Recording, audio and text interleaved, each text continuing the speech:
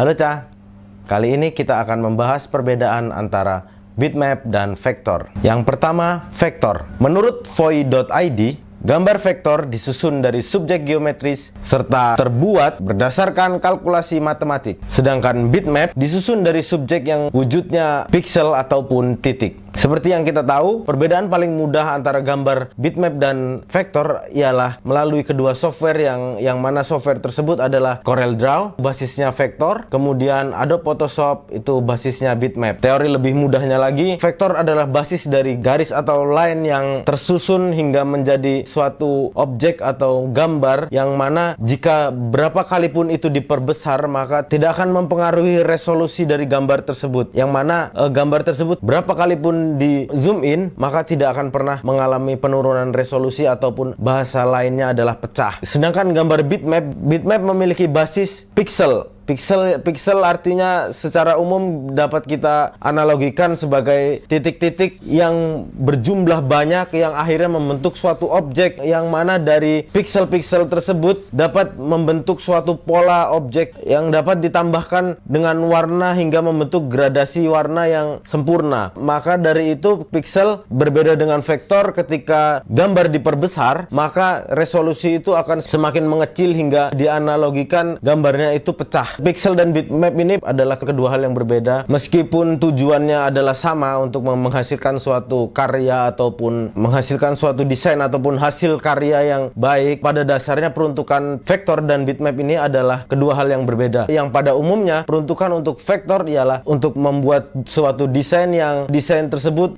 untuk pengaplikasian yang besar, seperti contoh baliho, dia membutuhkan suatu yang solid seperti vektor dengan size file ataupun size project itu yang ketika pengerjaan di dalam aplikasi pengolah desain tersebut itu lebih kecil daripada bitmap, memudahkan desainer untuk melakukan pengolahan data untuk menciptakan suatu karya desain yang akan diaplikasikan pada tempat yang sangat besar. Kemudian bitmap itu tidak lebih sederhana, namun dia lebih banyak ruang untuk kita mengeksplor akan menjadi seperti apa objek ini dengan cara memadukan beberapa warna, menggradasi objek yang bisa digradasi hingga membentuk suatu karya desain yang istimewa untuk ditampilkan ataupun untuk dipublikasikan. Kelebihan dari vektor adalah size untuk pengolahan pada aplikasi yang kemudian akan disimpan ke dalam media penyimpanan yang ada komputer, flash disk maupun hard disk maupun yang lainnya, itu jauh lebih kecil dibandingkan si bitmap. Kemudian kelebihan dari bitmap ialah kita dapat bereksplorasi dengan warna, dengan nuansa ataupun dengan gradasi-gradasi. Kita bisa memainkan tone warna di dalam objek desain yang telah kita buat dan